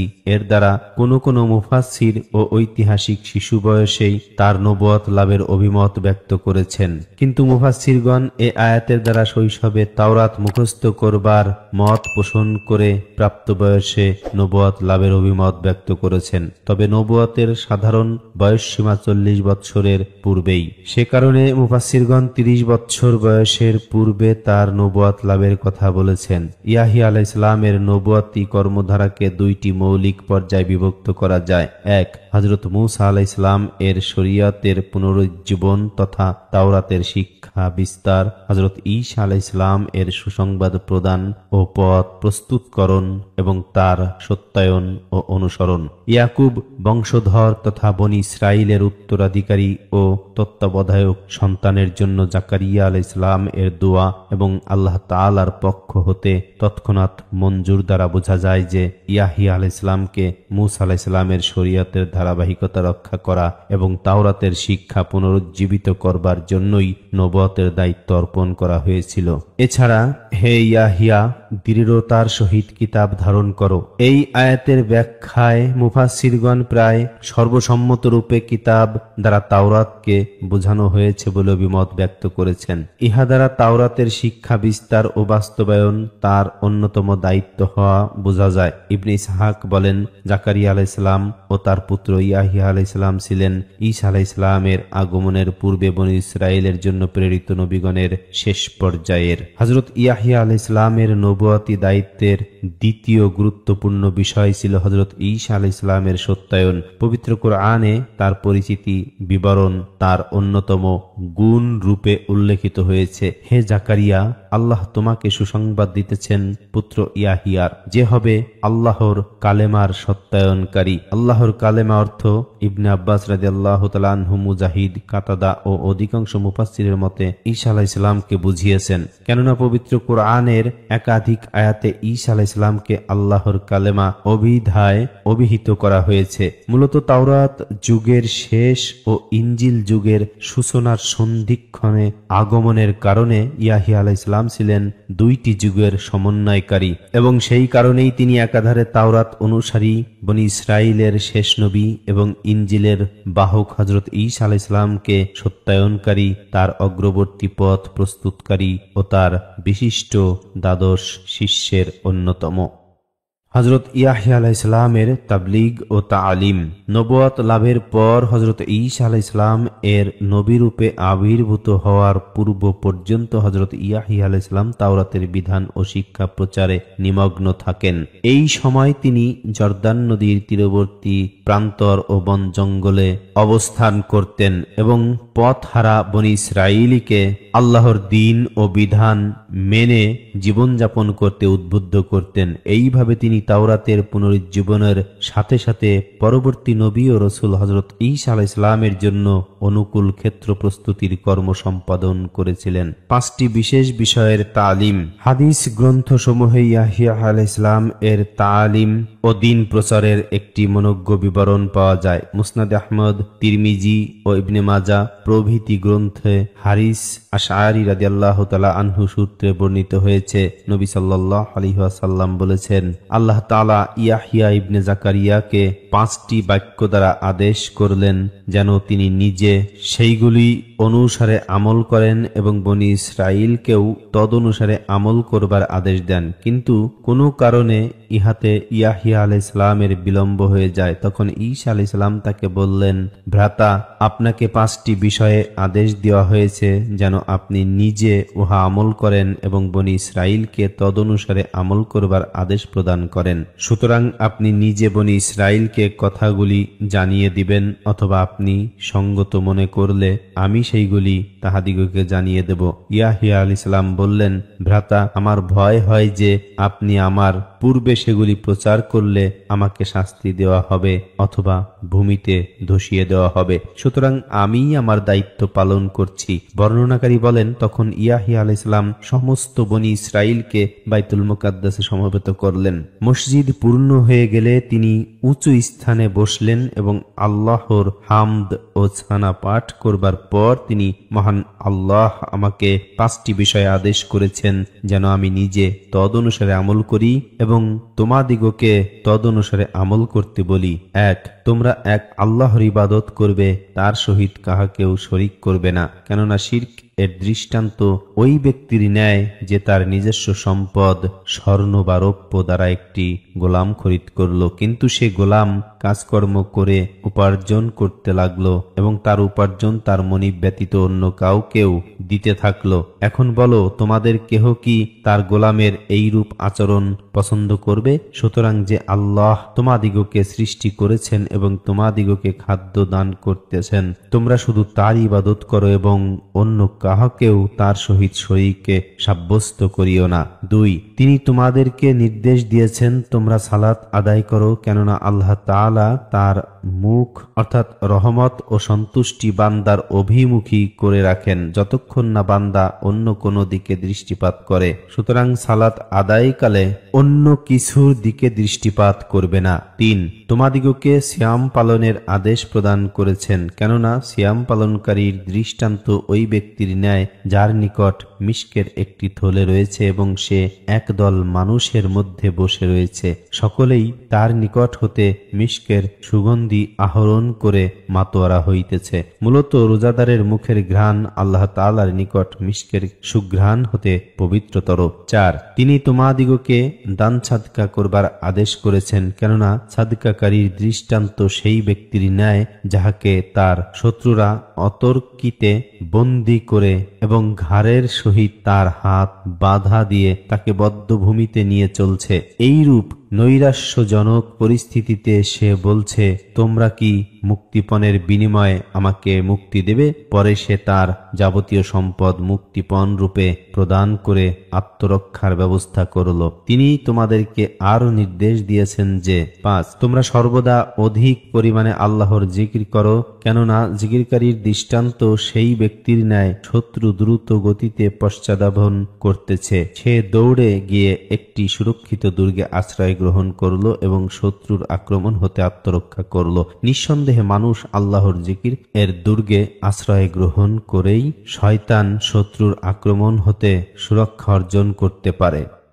হযরত ঈসা ও হযরত ইয়াহিয়া আলাইহিস সালাম। পবিত্র কোরআনের আয়াতে পূর্বেই উল্লেখ হয়েছে যে হযরত ইয়াহিয়া আলাইহিস সালামের নবুয়তের অন্যতম কর্মধারা ছিল হযরত ঈসা আলাইহিস সালামের সুসংবাদ প্রদান এবং তাকে সত্যায়ন করা। এখানে একটি বিষয় লক্ষণীয় যে আল্লাহ তাআলা মারিয়াম তার পুত্র ঈসা আলাইহিস সালাম ও জাকারিয়া আলাইহিস সালামের পুত্র ইয়াহিয়া এর মাধ্যমে তার কুদরতের মহিমা বহির্প্রকাশ ঘটিয়েছেন। মারিয়ামের মাতার সন্তান প্রার্থনা এবং তার কাঙ্ক্ষিত পুত্র সন্তানের স্থলে কন্যা সন্তান দান, পরবর্তীতে যাহার ঈসা আলাইহিস সালামের মাতা হওয়ায় আল্লাহর দরবারে সিদ্ধান্তকৃত ছিল যে মারিয়ামের নিকটে অমৌসুমের ফল দেখে জাকারিয়া আলাইহিস সালামের অন্তরে তার দ্বীনি উত্তরসূরি রূপে সন্তান লাভের প্রবল বাসনা, যে কুদরতের বহির্প্রকাশের সূচনা হয়েছিল। পরবর্তীতে বৃদ্ধ পিতা মাতার ঘরে ইয়াহিয়া আলাইহিস সালাম জন্ম লাভ এবং কুমারী মারিয়ামের গর্ভে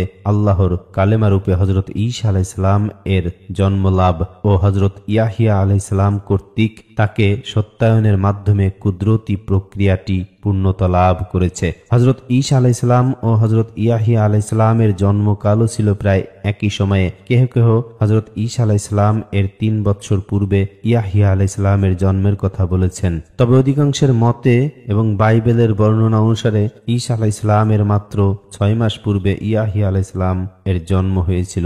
ইবনে আবু হাতিম মালিক ইবনে আনাস রাহমাহুল্লাহ হতে বর্ণনা করেছেন, আমি জানতে পারলাম যে ঈসা ইবনে মারিয়াম ও ইয়াহিয়া ইবনে জাকারিয়া আলাইহিস সালাম উভয়ে একই সময় মাতৃগর্ভে ছিলেন। সালাবি বলেছেন, ঈসা আলাইহিস সালামের 6 মাস পূর্বে ইয়াহিয়া আলাইহিস সালামের জন্ম হয়েছিল। পূর্বে উল্লেখ করা হয়েছে যে অনেকের মতে ইয়াহিয়া আলাইহিস সালামের মাতা ঈসা বা ইয়াশাবা এবং মারিয়াম সহোদর ভগ্নী, ভিন্ন মতে ইয়াহিয়া আলাইহিস সালামের মাতা মারিয়ামের খালা ছিলেন। পারস্পরিক আত্মীয়তা সম্বন্ধের কারণে এবং ইয়াহিয়া আলাইহিস সালামের মাতা বৃদ্ধ বয়সে ও মারিয়াম কুমারী অবস্থায় অস্বাভাবিক রূপে গর্ভবতী হওয়ার কারণে তাদের উভয়ের মধ্যে এই বিষয়ে আলাপ আলোচনা হতো। জাজারির বর্ণনা মতে ইয়াহিয়া আলাইহিস সালাম ছিলেন ঈসা আলাইহিস সালামের প্রতি ঈমান আনয়নকারী ও তাকে সত্যায়নকারী সর্বপ্রথম ব্যক্তি। হযরত ইয়াহিয়া আলাইহিস সালামকে গর্ভে ধারণকালে একদিন তার মাতা মারিয়াম আলাইহিস সালামের সম্মুখে উপস্থিত হলেন। ইয়াহিয়া আলাইহিস সালামের মাতা মারিয়ামকে বললেন, তুমি কি গর্ভবতী? মারিয়াম আলাইহিস সালাম বললেন, এইরূপ জিজ্ঞাসার হেতু কি? ইয়াহিয়া আলাইহিস সালামের মাতা বললেন, কারণ আমি অনুভব করিতেছি যে আমার গর্ভে যা আছে সে তোমার গর্ভে যে আছে তাকে সিজদা করিতেছে। ইয়াহিয়া আলাইহিস সালাম কর্তৃক ঈসা আলাইহিস সালামকে স্বীকৃতি প্রদান। কেহ কেহ বলেছেন 3 বছর বয়সের সময় ইয়াহিয়া আলাইহিস সালাম মাসীহ আলাইহিস সালামকে স্বীকৃতি প্রদান করেছিলেন। ইবনে কাসির ইবনে জুরায়জের বরাতে লিখেছেন, ইবনে আব্বাস রাদিয়াল্লাহু তাআলা আনহু বলেছেন, ইয়াহিয়া ও ঈসা আলাইহিস সালাম খালাতো ভাই ছিলেন। ইয়াহিয়া আলাইহিস সালামের মাতা বলতেন, আমি অনুভব করছি যে আমার গর্ভে যা আছে সে তোমার গর্ভে যা আছে তাকে সিজদা করছে। ইহাই মাতৃগর্ভে থাকাকালে হযরত ইয়াহিয়া আলাইহিস সালাম কর্তৃক ঈসা আলাইহিস সালামকে স্বীকৃতি প্রদান। ঈসা আলাইহিস সালাম ছিলেন কালিমাতুল্লাহ। ইয়াহিয়া আলাইহিস সালাম ঈসা আলাইহিস সালামের চাইতে বয়স জ্যেষ্ঠ ছিলেন। ইবনে কাসির ও ইবনে হাজার মালিক ইবনে আনাস রহমাহুল্লাহ হতে অনুরূপ বর্ণনা করেছেন। মালিক রহমাহুল্লাহ বলেছেন, আমার মতে ঈসা আলাইহিস সালাম এর শ্রেষ্ঠত্বের কারণে সুদ্দি রহমাহুল্লাহ এর বর্ণনায় এক ভিন্নতা রয়েছে। মারিয়াম আলাইহিস সালাম একদিন তার ভগ্নীর নিকট অর্থাৎ ইয়াহিয়ার মাতার নিকট গমন করলে ভগ্নী তাকে বলল, তুমি কি জানো যে আমি এই বৃদ্ধ বয়সে গর্ভবতী হয়েছি? তখন মারিয়াম আলাইহিস সালাম বললেন, তুমি কি জানো যে আমিও কুমারী হওয়া সত্ত্বেও গর্ভবতী হয়েছি? তখন তারা কোলাকুলি করল এবং ইয়াহিয়া আলাইহিস সালামের মাতা বলল, আমি অনুভব করতেছি যা একটু পূর্বেই আলোচনা করা হয়েছে। তবে সিজদা করার অর্থ আনুগত্য ও সম্মান প্রদর্শন, যা আমাদের পূর্ববর্তী শরিয়াতে ছিল, এবং যেরূপ আল্লাহ ফেরেশতাগণকে আদম আলাইহিস সালামকে সিজদা করতে আদেশ করেছিলেন। আবু নুআয়ম আবু সুলাইমান হতে বর্ণনা করেছেন, একবার ঈসা ইবনে মারিয়াম আলাইহিস সালাম ও ইয়াহিয়া ইবনে জাকারিয়া আলাইহিস সালাম একসঙ্গে পথ চলতেছিলেন। তখন ইয়াহিয়া আলাইহিস সালাম এর সহিত এক নারীর ধাক্কা লাগলো। ঈসা আলাইহিস সালাম বললেন, খালাতো ভাই, তুমি জানো এমন একটি অন্যায় করিয়াছি যে আমার ধারণায় কখনো উহার ক্ষমা হবে না। ইয়াহিয়া আলাইহিস সালাম বললেন, খালাতো ভাই, ব্যাপারটি কি? ঈসা আলাইহিস সালাম বললেন, তুমি এক নারীকে ধাক্কা দিয়েছ। ইয়াহিয়া আলাইহিস সালাম বললেন, আল্লাহর কসম, আমি তো বলতেই পারি না। ঈসা আলাইহিস সালাম বললেন, সুবহানাল্লাহ, আমার দেহ তো আমার সঙ্গে রয়েছে, তোমার আত্মা কোথায় অবস্থান করছে? ইয়াহিয়া আলাইহিস সালাম বললেন, আরশের সহিত ঝুলন্ত রয়েছে। ইবনে কাসির বর্ণনাটিকে বিরল ও ইসরাইলি বর্ণনা হওয়ার সম্ভাব্য হওয়ার মন্তব্য করেছেন। আহমদ তার আজ-জুহুদ কিতাবে এবং অন্যরা কাতাদার সূত্রে বর্ণনা করেছেন। হাসান রহমাহুল্লাহ বলেন, একবার ইয়াহিয়া আলাইহিস সালাম ও ঈসা আলাইহিস সালাম একত্র হলে ঈসা আলাইহিস সালাম ইয়াহিয়া আলাইহিস সালামকে বললেন, আমার জন্য ক্ষমা প্রার্থনা করুন, কেননা আপনি আমার চাইতে শ্রেষ্ঠ। ইয়াহিয়া আলাইহিস সালাম বললেন, আপনি আমার চাইতে শ্রেষ্ঠ। তখন ঈসা আলাইহিস সালাম বললেন, আপনি আমার চাইতে শ্রেষ্ঠ, কেননা আমি নিজে নিজের জন্য সালাম ও নিরাপত্তার ঘোষণা করিয়াছি এবং আপনাকে আল্লাহ তাআলা স্বয়ং সালাম ও নিরাপত্তা প্রদান করেছেন। বর্ণনাকারী বলেন, ইহাতে উভয়ের শ্রেষ্ঠত্বই প্রতিভাত হলো। ইবনে কাসির খাইসামা হতে বর্ণনা করেছেন, ঈসা আলাইহিস সালাম সুফ অর্থাৎ ভেড়ার পশমের বস্ত্র পরিধান করতেন এবং ইয়াহিয়া আলাইহিস সালাম ওয়াবর অর্থাৎ উট গরুর পশমের বস্ত্র পরিধান করতেন। তাদের কাহারও কোনো ধন সম্পদ ছিল না, কোনো দাসদাসী ছিল না এবং বসবাসের জন্য কোনো আশ্রয়স্থল ছিল না। যেখানেই রাত্রি আগমন ঘটিত সেখানেই তারা রাত্রি যাপন করতেন। বিচ্ছিন্ন হওয়ার সময় ইয়াহিয়া আলাইহিস সালাম ঈসা আলাইহিস সালামকে বললেন, আমাকে উপদেশ দিন। ঈসা আলাইহিস সালাম বললেন, রাগ করবে না। ইয়াহিয়া আলাইহিস সালাম বললেন, আমি রাগ না করে থাকতে পারি না। ঈসা আলাইহিস সালাম বললেন, সম্পদ সঞ্চয় করবে না। জবাবে ইয়াহিয়া আলাইহিস সালাম বললেন, হ্যাঁ, আশা করি তা সঞ্চয় করব না। প্রচলিত বাইবেলের বিভিন্ন পুস্তকেও হযরত ইয়াহিয়া আলাইহিস সালাম ও হযরত ঈসা আলাইহিস সালামের পারস্পরিক স্বীকৃতি প্রদান এবং ইয়াহিয়া আলাইহিস সালাম কর্তৃক ঈসা আলাইহিস সালামের অনুসরণের মোটামুটি বিশদ বর্ণনা পাওয়া যায়। তবে বাইবেলের বর্ণনায় অন্যান্য সাধারণ মানুষের সহিত ইয়াহিয়া আলাইহিস সালামের নিকট হতে তার প্রবল আপত্তি সত্ত্বেও ঈসা আলাইহিস সালামের ব্যাপ্তিস্য গ্রহণ ও পরক্ষণে মাসিহ রূপে আত্মপ্রকাশের বিবরণ পাওয়া যায়। বাইবেলের বর্ণনা মতে ঈসা আলাইহিস সালাম মিশরের ও গালিলের নাসরত নগরে শৈশব ও বাল্যকাল অতিবাহিত করেন। ইয়াহিয়া আলাইহিস সালাম দিন প্রচারের কাজ আরম্ভ করলে ঈসা আলাইহিস সালাম ইয়াহিয়া আলাইহিস সালামের সহিত সাক্ষাৎ করবার উদ্দেশ্যে গালিলের নাসারত নগর হতে জর্দান নদে তীরবর্তী অঞ্চলে আগমন করলেন এবং ইয়াহিয়া আলাইহিস সালামের নিকট হতে বাপ্তিস্য গ্রহণ করতে চাইলেন। হযরত ইয়াহিয়া আলাইহিস সালাম সম্পর্কে ঈসা আলাইহিস সালামের সাক্ষ্য বিষয়ে বাইবেলের বিভিন্ন পুস্তকে বর্ণিত হয়েছে। যোহনের দূতেরা প্রস্থান করিলে পর তিনি লোকদিগকে যোহনের বিষয়ে বলতে লাগলেন, তোমরা প্রান্তরে কি দেখিতে গিয়েছিলে? কি বায়ুকম্পিত নল? তবে কি দেখিতে গিয়েছিলে? কি কোমল বস্ত্র পরিহিত কোনো ব্যক্তিকে? দেখো, যাহারা জাকাল পোশাক পরে এবং ভোগে সুখে কালযাপন করে তারা রাজবাটিতে থাকে। তবে কি দেখিতে গিয়েছিলে? কি একজন ভাববাদীকে? হ্যাঁ, আমি তোমাদিগকে বলিতেছি, ভাববাদী হতেও শ্রেষ্ঠ ব্যক্তিকে। ইনি সেই ব্যক্তি যাহার বিষয়ে লেখা আছে, দেখো আমি আপন দূতকে তোমার অগ্রে প্রেরণ করি, সে তোমার অগ্রে তোমার পথ প্রস্তুত করবে। আমি তোমাদিগকে বলিতেছি, স্ত্রীলোকের গর্ভজাত সকলের মধ্যেই যোহন হতে মহান কেহ নাই, তথাপি সদাপ্রভু রাজ্যে অতি ক্ষুদ্র যে ব্যক্তি, সে তাহা হতেও মহান। হযরত ইয়াহিয়া আলাইহিস সালামের কারাবরণ ও শাহাদাত লাভ।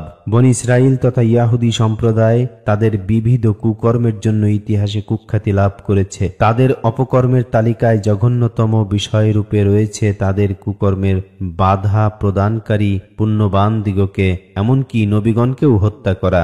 ইতিহাস ও তাফসিরের বর্ণনা মতে ইয়াহুদী অথবা তাদের অন্যতম সামন্ত রাজা হযরত ইয়াহিয়া আলাইহিস সালামকে হত্যা করেছিল। হত্যার সূত্র ও ঘটনা সম্পর্কে ঐতিহাসিক ও মুফাসসিরগণের মধ্যে মতবিরোধ থাকলেও তার শাহাদত বরণের বিষয়টি প্রায় সর্বসম্মত। তবে বাইবেলের বর্ণনা মতে প্রথমে তাকে কারারুদ্ধ করা হয় এবং পরে জেলখানায় তাকে হত্যা করা হয়। বাইবেলে মথিপুস্তকের বর্ণনা এইরূপ: সেই সময় হেরোদ রাজা যিশীয় বার্তা শুনতে পেলেন, আর আপনার দাসগণকে কহিলেন, ইনি সেই যোহন বাপ্তাইজক, তিনি মৃতদের মধ্য হতে উঠিয়াছেন, আর সেই জন্য পরাক্রম সকল তার কার্য সাধন করিতেছেন। কারণ হেরোদ আপন ভ্রাতা ফিলিপের স্ত্রী হেরোদিয়ার জন্য যোহনকে ধরিয়া বাঁধিয়া কারাগারে রাখিয়াছিলেন, কেননা যোহন তাহাকে বলিয়াছিলেন, উহাকে রাখা আপনার বিধেয় নয়। আর তিনি তাহাকে বধ করিতে ইচ্ছা করিলেও লোকসমূহকে ভয় করিতেন। এরকম আরো অনেক কিছু বর্ণনা রয়েছে। প্রসঙ্গত উল্লেখ্য যে সমসাময়িক কালে ইহুদিদের পূর্ণাঙ্গ স্বাধীন রাজ্য ছিল না। তখন ফিলিস্তিন ও সিরিয়া বা শাম রোম সম্রাটের শাসনাধীন ছিল এবং ইয়াহুদিদের বসতি এলাকা 4টি প্রাদেশিক অঞ্চলে বিভক্ত ছিল এবং উহাতে শাসন পরিচালনার জন্য রোম সম্রাট কর্তৃক 4 জন শাসনকর্তা অর্থাৎ সামন্ত রাজা নিয়োজিত ছিল। হেরোদ ও তার ভাই ফিলিপ ছিল সেই 4 প্রদেশের মধ্যে যথাক্রমে গালিল ও জিতুরিয়া ও ত্রাজনিতিয়া এর রাজা। ইহা ছিল রোম সম্রাটের তিব্রিয় এর রাজত্বকাল এবং রোম সম্রাটের রাজত্বকালের 15 বর্ষে ইয়াহিয়া আলাইহিস সালাম নবুয়াত লাভ করেছিলেন। ফিলিপের স্ত্রী হেরোদিয়া ছিল অত্যন্ত সুন্দরী কিন্তু দুশ্চরিত্রা। হেরোদের সহিত তার ভ্রাতৃবধূর অবৈধ প্রণয় ছিল এবং হেরোদ তাকে স্ত্রীরূপে গ্রহণের সিদ্ধান্ত নিয়েছিল। ইয়াহিয়া আলাইহিস সালাম ইহাকে হারাম ঘোষণা করলেন। তিনি রাজার কোপানলে পড়লেন এবং বিশেষত দুশ্চরিত্রা হেরোদিয়ার প্রতিহিংসা ও প্রতিশোধের পাত্রে পরিণত হলেন। রাজা হেরোদ ভ্রাতৃবধূকে বিবাহ করবার অপকর্ম সহ অন্যান্য অপকর্মের জন্য ইয়াহিয়া আলাইহিস সালাম কর্তৃক প্রকাশ্যে তিরস্কৃত ও বাধাপ্রাপ্ত হলেও তার অন্তরে ইয়াহিয়া আলাইহিস সালামের নবুয়াত বিশ্বাস ও তার প্রতি ভক্তি শ্রদ্ধা থাকবার কারণে তার বিরুদ্ধে ব্যবস্থা গ্রহণে ভীত শঙ্কিত ছিল। কিন্তু হেরোদীয়র উস্কানীয় চক্রান্তের কারণে অবশেষে তাকে কারারুদ্ধ করতে বাধ্য হয়েছিল। মূল বিষয়ের অভিন্নতা সহ এই প্রসঙ্গে একটি ভিন্ন বর্ণনা এইরূপ: ইয়াহিয়া আলাইহিস সালাম যখন আল্লাহর দ্বীনের দাওয়াত প্রচার করতে আরম্ভ করলেন এবং তারপরে একজন মহান পয়গম্বরের আগমনের সুসংবাদ ঘোষণা করতে লাগলেন, তখন ইহুদিরা তার প্রতি শত্রুতা পোষণ করতে লাগলো এবং তার জনপ্রিয়তা ও তার প্রতি সাধারণ মানুষের শ্রদ্ধা ভক্তি ও তার আগমন ঘোষণা স্বার্থান্ধ ইয়াহুদীদের অস্থির করে ফেলল। তারা তার নিকট সমবেত হয়ে প্রশ্ন করল, তুমি কি মাসিহ? তিনি বললেন না। তারা বলল, তবে কি তুমি সেই বিশ্বনবী? তিনি বললেন না। তারা বলল, তবে কি তুমি ইলিয়া? তিনি বললেন না। তখন তারা বলল, তবে তুমি কে যে এই রূপ ঘোষণা করিতেছ ও দ্বীনের দাওয়াত দিতেছ? তখন ইয়াহিয়া আলাইহিস সালাম বললেন, আমি প্রান্তরে আহ্বানকারীর একটি ধ্বনি, যাহা সত্য ন্যায়ের জন্য উচ্চকিত করা হয়েছে। তার এই বক্তব্য শুনে ইয়াহুদীরা উত্তেজিত হয়ে উঠল এবং অবশেষে তাকে শহীদ করে ফেলল।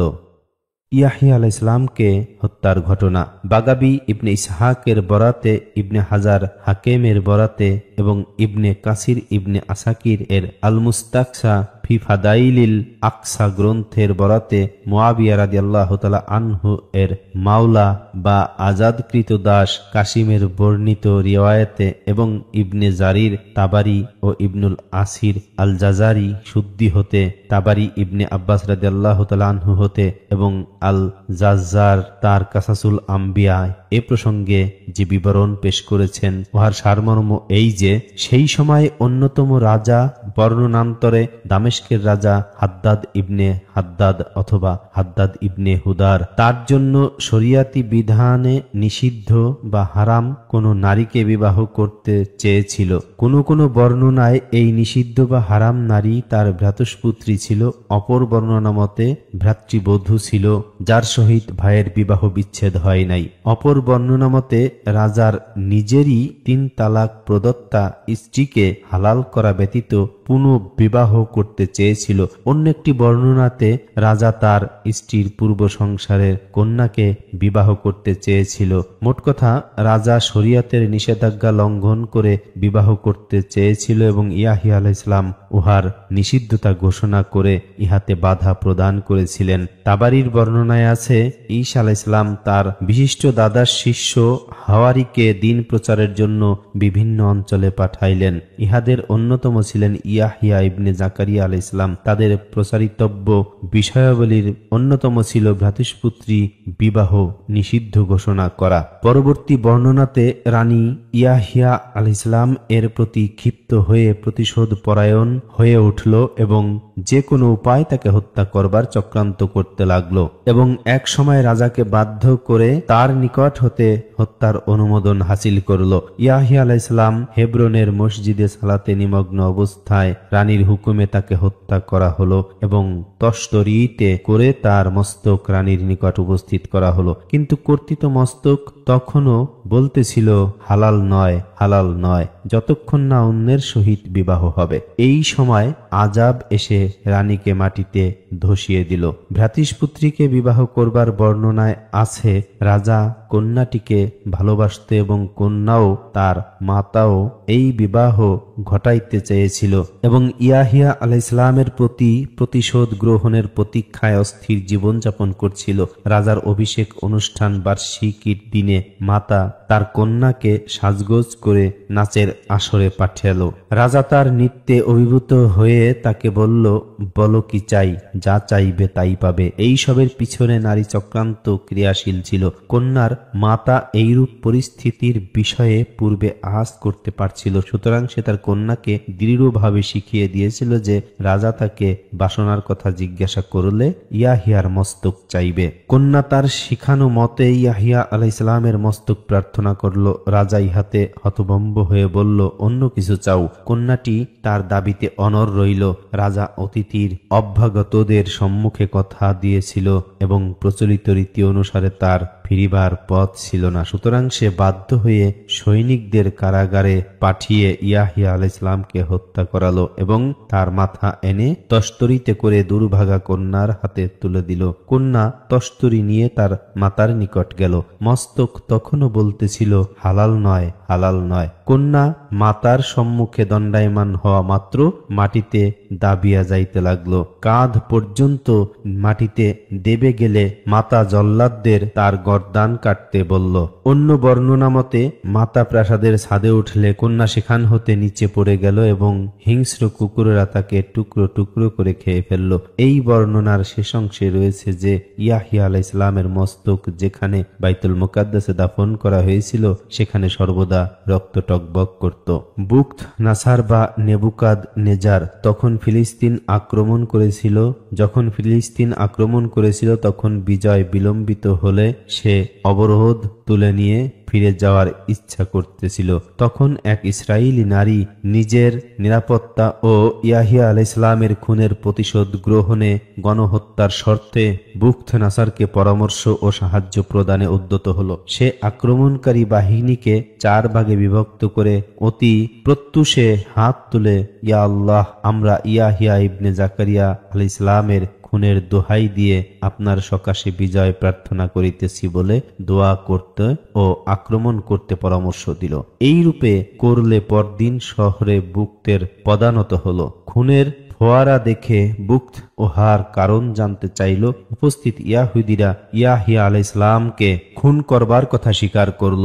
বুক্ত 70,000 ইয়াহুদিকে হত্যা করল এবং অবশেষে হযরত ইরমিয়া আলাইহিস সালাম রক্তকে লক্ষ্য করে বললেন, হে খুন, এখনো তুমি শান্ত হবে না? কত শত সহস্র প্রাণ তুমি বধ করলে, এখন একটু শান্ত হও। তখন খুনের ফোয়ারা স্থির হলো। মোট কথা এইভাবে ইয়াহিয়া আলাইহিস সালামের হত্যায় অংশগ্রহণকারী ও উহাতে সম্মত ইয়াহুদিদের শাস্তি বিধানের ব্যবস্থা করা হলো। তাবারি ও জাজারি প্রমুখ এই ঘটনা উদ্ধৃতি করে ইহার বাস্তবতা প্রত্যাখ্যান করেছেন। তাদের মতে বিগত যুগের ঘটনাবলীর বিশেষজ্ঞ ও ঐতিহাসিকদের সর্বসম্মত মতে এই কাহিনী অসত্য বা বানোয়াট। কেননা ঐতিহাসিকদের সর্বসম্মত সিদ্ধান্ত এই যে বুখত নাসারের ফিলিস্তিন বা দামেস্ক আক্রমণের সময় ছিল ইয়াহুদিগণ কর্তৃক শাহ নবী আলাইহিস সালামকে হত্যা করবার পরেই ইরমিয় এর যুগে, আর হযরত ইয়াহিয়া ও হযরত ইরমিয়া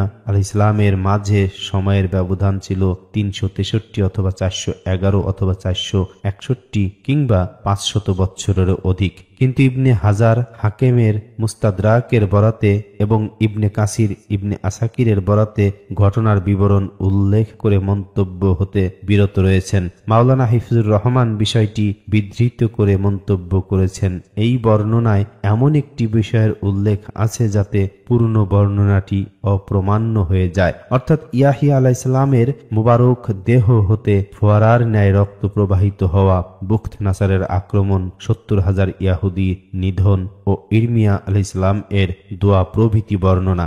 এই অংশটি ইতিহাসের প্রাথমিক স্তরের যে কোনো ছাত্র নির্দ্বিধায় প্রত্যাখ্যান করবে, কেননা ইহা দিবালোকের ন্যায় স্পষ্ট যে বুখত নাসারের যুগ ছিল ঈসা আলাইহিস সালাম এর কয়েক শত পূর্বে। সুতরাং তার আক্রমণের সহিত ইয়াহিয়া আলাইহিস সালামের শাহাদতের ঘটনা জড়াইয়ে দেওয়ার কি রূপে যথার্থ হতে পারে। কিন্তু অত্যাধিক বিস্ময়ের ব্যাপার এই যে হাফিজ ইবনে আসাকির ও হাফিজ ইবনে কাসিরের ন্যায় স্বনামধন্য গবেষক ও ইতিহাসবিদ ঐতিহাসিক বর্ণনা সমূহের পর্যালোচনার বিশারদ হওয়া সত্ত্বেও মন্তব্যহীন এই ধরনের বিস্ময়কর ও বিরল বিষয় বর্ণনা করেছেন, অথচ প্রামাণ্য ও প্রত্যক্ষ সনদযুক্ত বিবরণ ব্যতীত এই ধরনের বর্ণনা গ্রহণযোগ্য হতে পারে না। সমগ্র আলোচনার জন্য দ্রষ্টব্য আল বিদায়া দ্বিতীয় খণ্ড 54, 55, 64, 65 কাসাসুল আম্বিয়া পৃষ্ঠা নম্বর 369, আল কামিল প্রথম খণ্ড পৃষ্ঠা নম্বর 231, 232, 301, 302,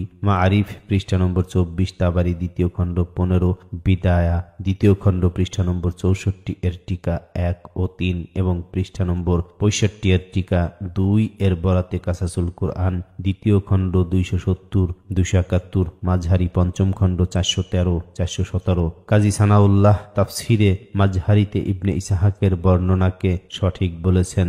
অন্য একটি বর্ণনায় আছে বনি ইসরাইলের পবিত্র কোরআনে বিঘোষিত দুইবারের ভয়ঙ্কর ধ্বংসলীলার প্রথমটি সংঘটিত হয়েছিল বুখত নাসারের মাধ্যমে, আর দ্বিতীয়টি বিবরণ এই যে ইয়াহুদিরা যখন ইয়াহিয়া আলাইহিস সালামকে হত্যা করল এবং আল্লাহ তাআলা ঈসা আলাইহিস সালামকে ঊর্ধ্বাকাশে তুলে লইলেন, ইহার পর বাবিল সম্রাট খিরদাউস অথবা জুদ্রিস ইয়াহুদিদের আক্রমণ করল এবং বিজয় লাভের পর তার হস্তি বাহিনী সেনাপতি ইয়াবুর জাজান অথবা নাবুজাজানকে ডেকে পাঠালো এবং বলল, আমি পণ করিয়াছিলাম যে বাইতুল মুকাদ্দাস জয় করতে পারলে ইয়াহুদিদের এমনভাবে হত্যা করব যে আমার সেনা ছাউনিতে রক্ত প্রবাহিত হবে। এই কথা বলে সম্রাট সেনাপতিকে ইয়াহিয়ার ব্যবস্থা গ্রহণে আদেশ করল। সেনাপতি বাইতুল মুকাদ্দাসের কুরবানি করবার স্থানে পৌঁছে সেখানে রক্তের উজ্জ্বল ফোয়ারা দেখে সে বিষয়ে ইয়াহুদিদিগকে জিজ্ঞাসা করল। তারা বলল, ইহা আমাদের একটি কুরবানি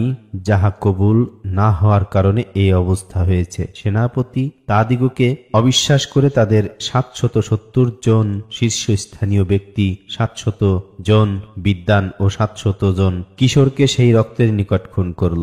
ইহাতেও রক্তের ফোয়ারা শান্ত না হওয়ায় সেনাপতি ইয়াহুদিদিগকে ডেকে বলল, তোমরা দীর্ঘকাল ধরে অপকর্ম ও যথেচ্ছা করতেছ, এখন তোমরা সত্য কথা না বললে আমি তোমাদের একটি প্রাণকেও রেহাই দেব না। তখন তারা নিরুপায় হয়ে একজন নবীকে হত্যা করবার কথা স্বীকার করল, যিনি তাদিগকে আল্লাহর অসন্তুষ্টির কার্য হতে বিরত থাকতে উপদেশ দিতেন এবং বর্তমানে আগত শত্রুদের সর্বনাশ ধ্বংসযজ্ঞের ব্যাপারেও তাদিগকে সতর্ক করতেন। সেনাপতির জিজ্ঞাসার জবাবে তারা সেই নবীর নাম ইয়াহিয়া বললে সেনাপতি বললেন, এইবার তোমরা সত্য বলেছ।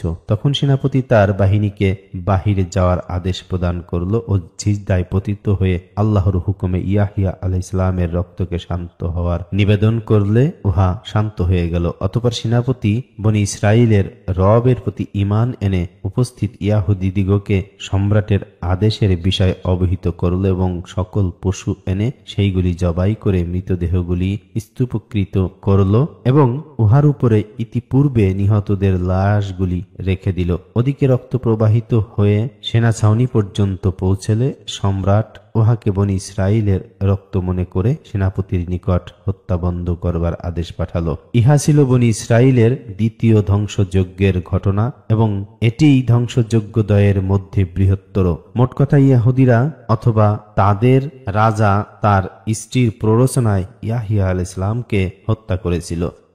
হযরত ইয়াহিয়া আলাইহিস সালামের শাহাদাতের স্থান। হযরত ইয়াহিয়া আলাইহিস সালামকে কোথায় শহীদ করা হয়েছিল এই ব্যাপারে সিরাত ও ইতিহাসবিদগণের দুইটি মত রয়েছে। যেমন শাম্মার ইবনে আতিয়া হতে সুফিয়ান ছাউরি রহমাহুল্লাহ এর বর্ণনা অনুসারে বাইতুল মুকাদ্দাসের হাইকাল ও কুরবানির স্থানের মধ্যবর্তী ৭০ জন নবীকে শহীদ করা হয়েছিল এবং ইয়াহিয়া ইবনে জাকারিয়া আলাইহিস সালাম ছিলেন তাদের অন্যতম। অপরদিকে সাঈদ ইবনুল মুসাইয়িব রহমাহুল্লাহ হতে আবু উবায়দ কাসিম ইবনে সাল্লামের বর্ণনা মতে তাহাকে দামিশকে শহীদ করা হয়েছিল এবং বুখত নাসারের দামিশক আক্রমণকালে সে ইয়াহিয়া আলাইহিস সালামের রক্ত উত্তোলিত হতে দেখে এ বিষয়ে জিজ্ঞাসা করেছিল এবং ইয়াহুদিরা ইয়াহিয়া আলাইহিস সালামকে হত্যা করবার কথা স্বীকার করলে বুখত নাসার ৭০,০০০ ইয়াহুদিকে হত্যা করবার পর ইয়াহিয়া আলাইহিস সালামের রক্ত শান্ত হয়েছিল। ইবনে কাসির এই বর্ণনাকে প্রামাণ্য বলেছেন, তবে সেই সঙ্গে মন্তব্য করেছেন যে ইহা দ্বারা আতা ও হাসান বসরি বর্ণনার সমর্থনে বুখত নাসারের দামিশক অভিযান ঈসা আলাইহিস সালামের সমসাময়িক হওয়া মেনে নেবার প্রয়োজন দেখা দেয়। কিন্তু তখন আবার বিষয়টি ইতিহাসের প্রায় সর্বসম্মত সিদ্ধান্তের সহিত সংঘাতপূর্ণ হয়ে দাঁড়ায়। তবে হযরত ইয়াহিয়া আলাইহিস সালামের শাহাদাতের স্থান দামিশকে হওয়ার বিষয়টি ইবনে আসাকিরের একটি বর্ণনা দ্বারা সমর্থিত হয়। ইহা জায়দ ইবনে ওয়াকিদ রহমাহুল্লাহ হতে ওয়ালিদ ইবনে মুসলিমের সূত্রে বর্ণিত হয়েছে। ওয়াকিদ বলেন, দামিশকের উমুদুস সাকাসিকা নামে পরিচিত স্থানের একটি মসজিদ নির্মাণের জন্য খননকালে মসজিদের মিহরাবের নিকটবর্তী পূর্ব পার্শ্ব হতে ইয়াহিয়া আলাইহিস সালামের মাথা বাহির হয়েছিল এবং মুখমণ্ডল এমনকি চুল পর্যন্ত সম্পূর্ণ অক্ষত ও অবিকৃত ছিল। ইহা এমনভাবে রক্তরঞ্জিত দেখাইতেছিল যেন এখনই তাকে হত্যা করা হয়েছে। তবে এখানেও প্রাপ্ত মাথাটি যে হযরত ইয়াহিয়া আলাইহিস সালামের ছিল উহার নিশ্চয়তার ব্যাপারটি প্রশ্নের সম্মুখীন থেকেই যায়। ইবনে কাসির রহমাহুল্লাহ ইসাক ইবনে বিশরের কিতাব আল মুরতাদার বরাতে ইয়াহিয়া ও জাকারিয়া আলাইহিস সালামের শহীদ হওয়ার প্রসঙ্গে ইবনে আব্বাস একটি দীর্ঘ রিওয়ায়াত উপস্থাপন করেছেন। উহাতে বলা হয়েছে যে মিরাজে ভ্রমণকালে রাসূলুল্লাহ সাল্লাল্লাহু আলাইহি ওয়াসাল্লাম আকাশ জগতে জাকারিয়া আলাইহিস সালামের সাক্ষাৎ লাভ করলে তাকে সালাম করে বললেন, হে ইয়াহিয়ার পিতা, আপনার হত্যার ঘটনা এবং উহার কারণ সম্পর্কে আমাকে অবহিত করুন। তখন তিনি বললেন, হে মুহাম্মদ সাল্লাল্লাহু আলাইহি ওয়াসাল্লাম, আমি আপনাকে অবহিত করিতেছি যে ইয়াহিয়া ছিল সমকালীন শ্রেষ্ঠ ব্যক্তি এবং সর্বাধিক সৌন্দর্যের অধিকারী এবং আল্লাহ তাআলার ঘোষণা অনুসারে সে ছিল সাইয়্যিদ ও হাসুর। এ বিষয়ে শেষ কথা এই যে ইয়াহিয়া আলাইহিস সালামকে হত্যা করবার কারণ ও সূত্র সম্পর্কে এবং তার শাহাদাতের স্থান সম্পর্কে বর্ণনায় বিরোধ থাকলেও এই বিষয়টি স্বীকৃত যে ইহুদিরা তাকে শহীদ করে ঈসা আলাইহিস সালামের নিকট তার শাহাদাতের সংবাদ পৌঁছালে তিনি প্রকাশ্যে দ্বীনের দাওয়াতের কাজ আরম্ভ করে দিলেন। হযরত ইয়াহিয়া আলাইহিস সালামকে হত্যা করবার পর ইহুদিরা তার পিতা জাকারিয়া আলাইহিস সালামকে হত্যা করবার জন্য ছুটল। পরবর্তী সময়ে তারা হযরত ঈসা আলাইহিস সালামকে হত্যার চক্রান্ত করলে আল্লাহ তাআলা তাকে ঊর্ধ্বাকাশে তুলে নিলেন। হযরত ইয়াহইয়া আলাইহিস সালামের বয়স। ইয়াহইয়া আলাইহিস সালাম ঈসা আলাইহিস সালাম এর 6 মাস পূর্বে জন্মগ্রহণ করেন। ইয়াহইয়া আলাইহিস সালাম এর শাহাদাতের পর যখন হযরত ঈসা আলাইহিস সালাম প্রকাশ্যে দাওয়াত ও তাবলীগের কাজ শুরু করলেন, তখন তার বয়স 30 বছর ছিল বলে কথিত। সুতরাং এই হিসাবে শাহাদাত লাভের সময় হযরত ইয়াহইয়া আলাইহিস সালাম এর বয়স 30 বছর 6 মাস হয়েছিল এবং তিনি খ্রিস্টপূর্ব 1 সনে জন্মগ্রহণ করেন। সম্মানিত দর্শক, এই ছিল নবী হযরত ইয়াহইয়া আলাইহিস সালামের পূর্ণাঙ্গ জীবন কাহিনী। অনুরোধ রইল ভিডিওটিতে একটি লাইক দিয়ে শেয়ার করে দেওয়ার জন্য, যাতে অন্য সকলে সত্য আসল ঘটনা জানতে পারে। আরো নবী রাসূলগণের জীবন কাহিনী জানার জন্য দীপ্তকথা চ্যানেলটি সাবস্ক্রাইব করে সাথে থাকার অনুরোধ জানিয়ে আজকের মতো এখানেই বিদায় নিচ্ছি। পরবর্তী ভিডিওতে হযরত মারিয়াম আলাইহিস সালামের জীবন কাহিনী জানার অগ্রিম দাওয়াত রইল। আসসালামু আলাইকুম ওয়া রাহমাতুল্লাহি ওয়া বারাকাতুহু।